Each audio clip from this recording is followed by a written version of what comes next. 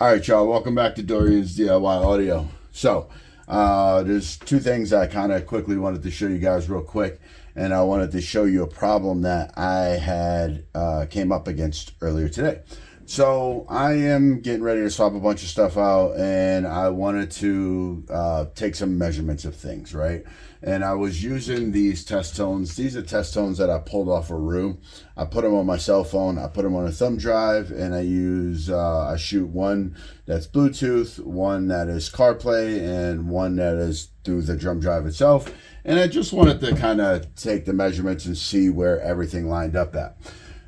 The problem I was having was Tidal kept popping up, and I would shut Tidal down, but if I pause the sine tone, right? Say I was playing this and then I paused it and then I touched the volume knob or something else, it would play Tidal. Now, at the volume that I was testing at, well, old girl here bit the dust, right? So, and unfortunately, these are things that will happen.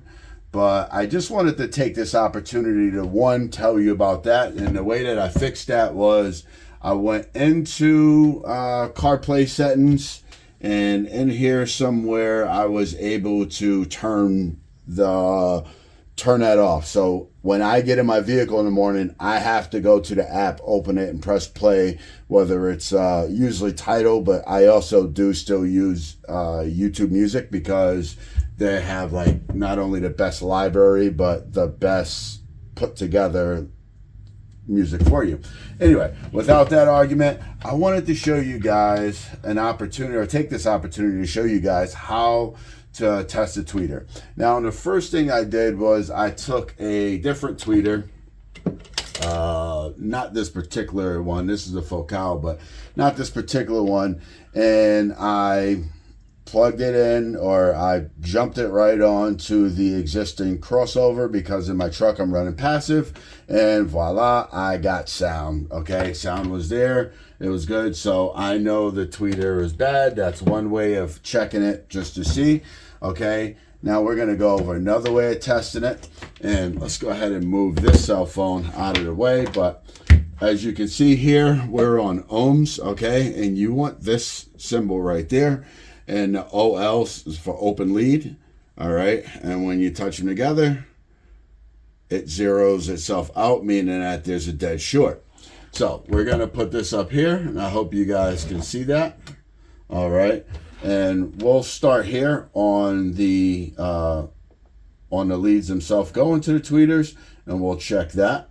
So ground, positive, and you see it's still an open lead, nothing's changed, right? So we can kind of assume that that's bad, but you know, you never know. So let's go ahead and take this apart, and let's actually check to make sure directly at the tweeter itself, bypassing the wiring itself, that we have ourselves an open lead.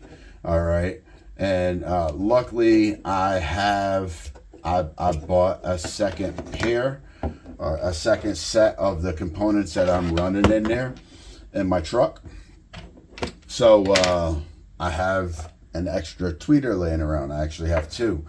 All right, so with that being said, as you can see right here, I can get right to where these leads are soldered onto, and we're just gonna go ahead and check.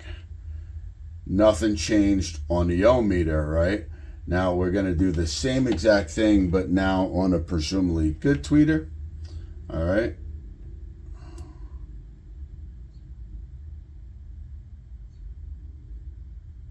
.1, 2.2 ohms. I do recommend you hold it there for a second, give it a second so it will level out. As you can see, that's a way that you can test your tweeters to make sure that you don't have a problem with your wiring and that you actually blew your tweeter. And unfortunately, what happened was I blew my tweeter. So I'm gonna go ahead and cut this heat shrink that I have here on both of these, and I am gonna solder this in. And unfortunately, this tweeter is only going in my truck for me to take a measurement. And then I'm going to be removing and kind of swapping that whole setup around, but I wanted to take some measurements myself. So anyway, I hope you enjoyed that real quick. And you see, like I said, this works with tweeters, mid-ranges, woofers, subwoofers, anything to ohm it out. Ohm right there. You see the ohm symbol. All right, positive to positive, negative to negative. 2 ohms. If you swap it the other way, that's I don't like doing things like that, but